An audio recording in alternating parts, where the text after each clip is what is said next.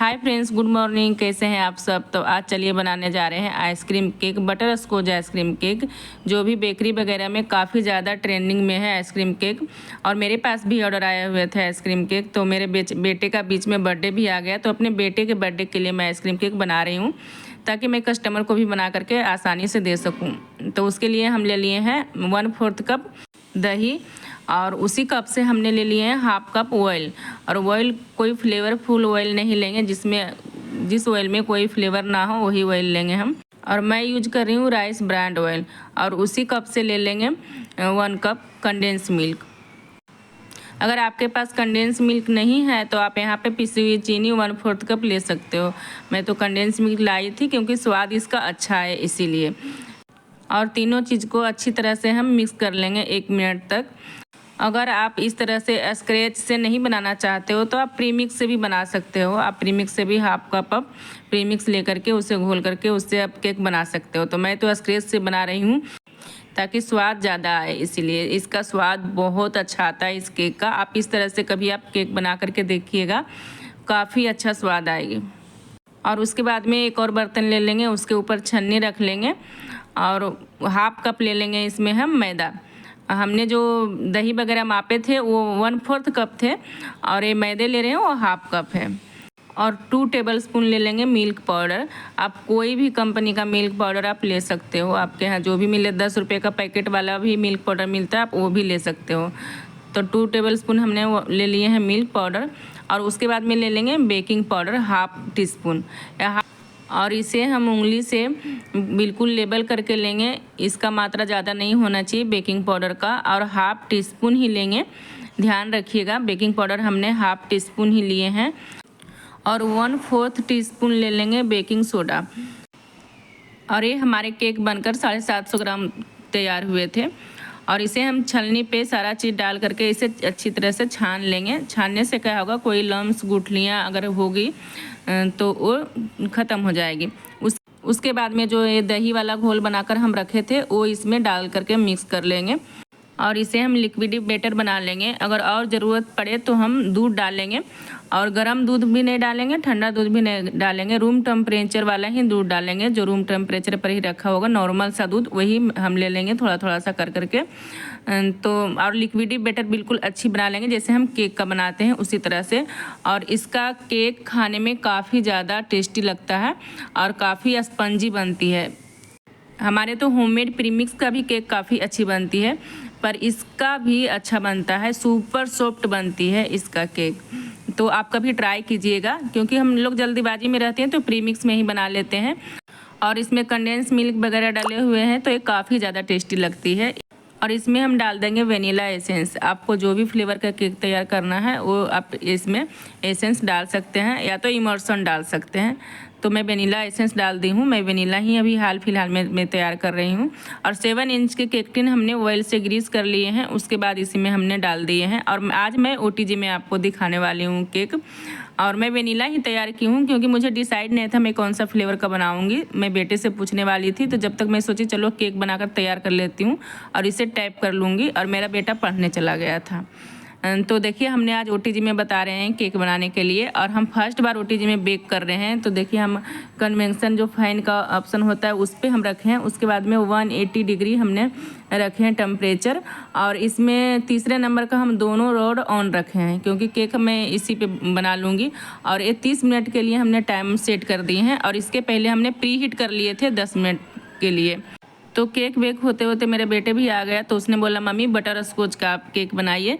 तो उसके लिए बटर स्कॉच के लिए हम सिरप तैयार कर लेते हैं। बटर स्कॉच सिरप और क्रंच, बटर स्कॉच क्रंच मैं दोनों तैयार करूँगी। तो पहले हम सिरप तैयार कर लेते हैं। तो उसके लिए हमने 1/4 कप ले लिए हैं शक्कर।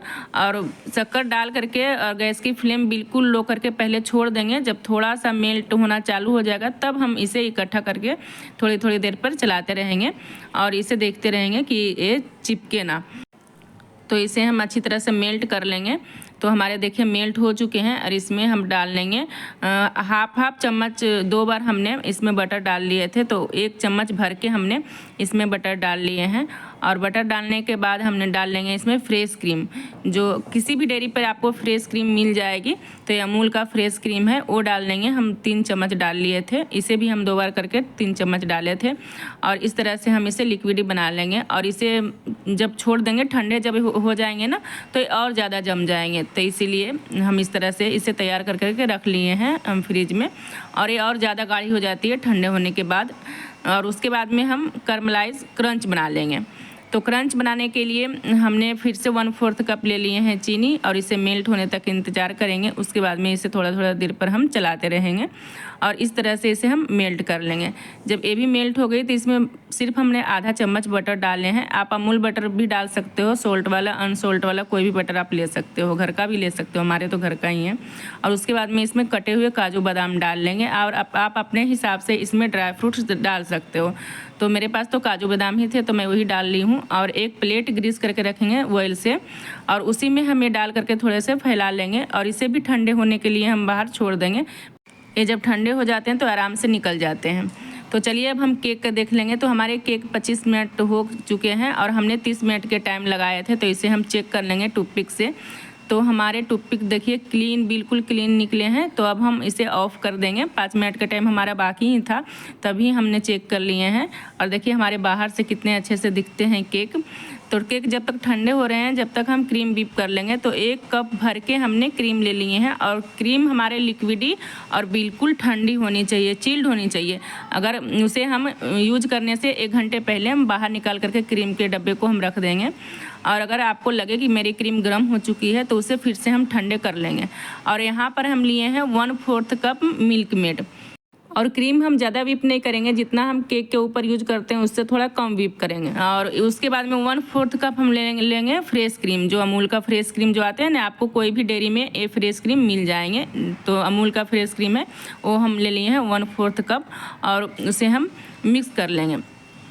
और ये हमने ले लिए हैं बटर स्कॉच इमर्सन। ये हमारे पॉपीलॉन का बटर स्कॉच इमर्सन है। तो उसे हम 5 से 6 ड्रॉप डाल देंगे इसमें और मिक्स कर लेंगे। और क्रीम हमारे देखिए कितना अच्छा क्रीमी है और कितना सॉफ्ट हमारे क्रीम है। ऐसे ही रखेंगे क्रीम को। और अगर आपके पास यहाँ पे बटर स्कॉच इमर्सन नहीं है तो आप जो बटर स्कॉच जो हमने सिरप बनाए थे वो आप डाल सकते हैं 2 चम्मच इसमें, तो बटर स्कॉच का स्वाद आ जाएगी। और देखिए हमारा केक कितने सॉफ्ट बने हुए हैं। तो इसके ऊपर का लेयर हम थोड़ा सा निकाल लेंगे, क्योंकि हमारे ज़्यादा नहीं चाहिए, ज़्यादा मोटा लेयर नहीं चाहिए हमारे केक का।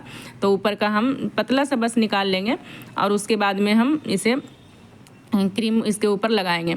और ये हमारे केक काफ़ी टेस्टी लगती है खाने में। आप लोग कभी बना करके देखिएगा फ्रेंड्स। और उसके बाद में हमारे पास जो लूज बॉटम का जो मोल्ड आते हैं ना, वो हमारे पास नहीं थे, तो हम इस तरह से जुगाड़ करके बनाए थे। अगर आपके पास भी नहीं है तो आप घर पे किसी भी बर्तन में आप बना सकते हो।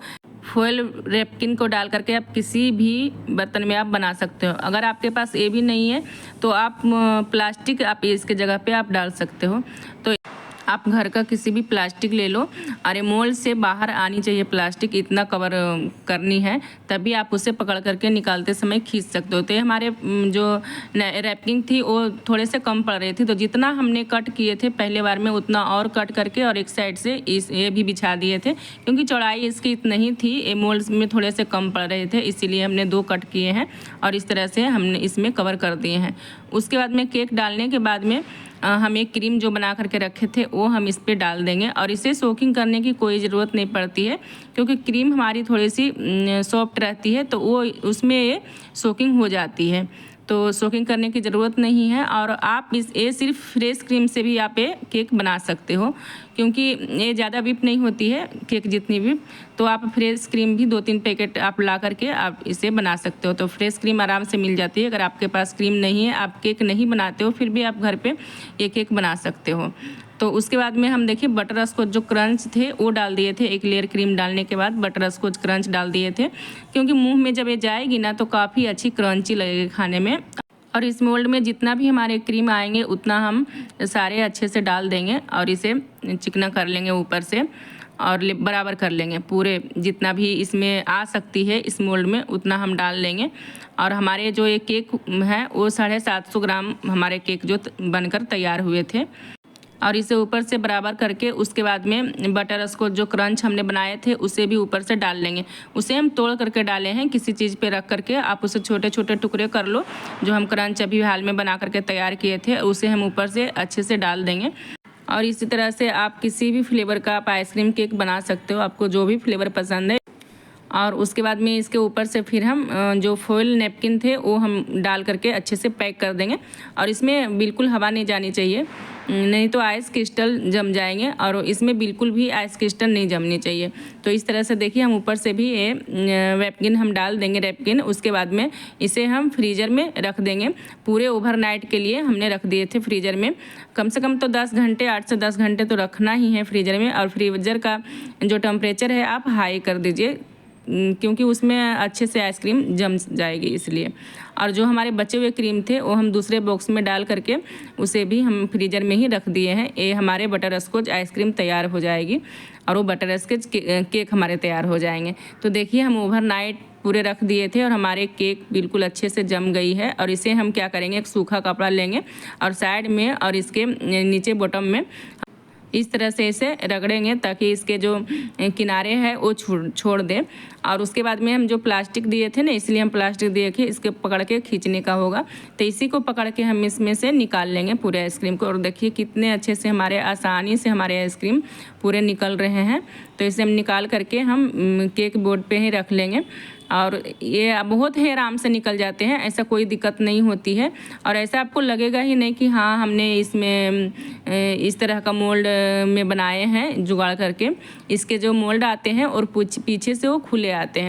तो मेरे पास वो थी नहीं है, मैं मार्केट में भी गई थी बगल की दुकान में तो वहाँ मिली नहीं। तो मैं भी सोची चलो अभी बना लेती हूँ, फिर बाद में मैं ले आऊँगी। तो इसके लिए हम देखिए इसे अच्छे से निकाल लिए हैं और ये बिल्कुल आराम से निकल गई है। और ये आप लोग को भी आसानी होगी, क्योंकि आप लोग देख करके घर पे बना सकते हो। अगर आपके पास कोई मोल्ड नहीं हो तो पर भी आप घर के किसी भी स्टील के बर्तन ले लो और उसमें आप इस तरह से आप बेक करके बना लो आइसक्रीम केक।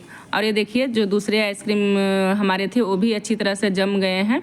और आप देख सकते हो कितने अच्छे से जमे हैं। हम जब इसे चम्मच से कट कर रहे हैं तो कितने आराम से कट हो रहे हैं। बिल्कुल इसमें आइस क्रिस्टल नहीं जमी हुई है और बिल्कुल हमारे सॉफ्ट आइसक्रीम जमे हैं। तो आप हम इस तरह से बच गए थे तो इस तरह से हम इसमें रख दिए हैं। और आप इसे केक की तरह भी फिनिशिंग दे सकते हो आइसक्रीम केक का। मैं सिर्फ आपको बताने के लिए मैं इतना कर रही हूँ, नहीं तो हमारे इस केक में कोई ज़रूरत नहीं थी फिनिशिंग देने का, क्योंकि खुद फिनिशिंग थी। हमारे केक फिनिशिंग से तैयार ही हुए थे। तो इसमें क्या करेंगे, साइड से भी थोड़ा थोड़ा यही आइसक्रीम जो हम अलग से जमाए थे वो थोड़ा थोड़ा लेकर के, अगर आपका केक फिनिशिंग नहीं हुआ होगा तो आप लेकर के उसे आप फिनिशिंग कर सकते हो, लेकिन थोड़ा सा आइसक्रीम सॉफ्ट करनी पड़ेगी। कोई भी स्पैचुला से थोड़ा सा आइसक्रीम जो अलग से जमा करके रखे थे ना उसे सॉफ्ट कर लीजिए और उसी से पैलेट नाइफ से लेकर के और केक की तरह आराम से इसे फिनिशिंग कीजिए।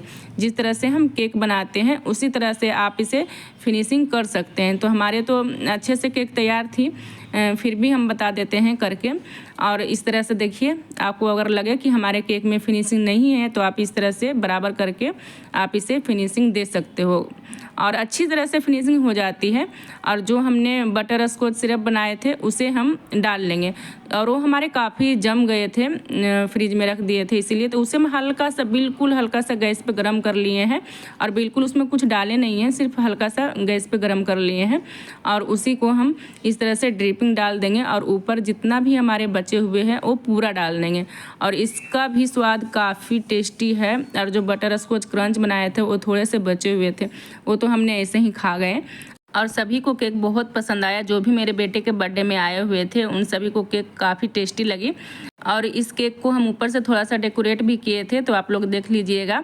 और अगर केक थोड़ा सा भी पसंद आते हैं फ्रेंड्स तो प्लीज़ लाइक सब्सक्राइब जरूर करके जाइएगा। चलिए फ्रेंड्स, फिर मिलते हैं किसी और वीडियो में, जब तक के लिए बाय।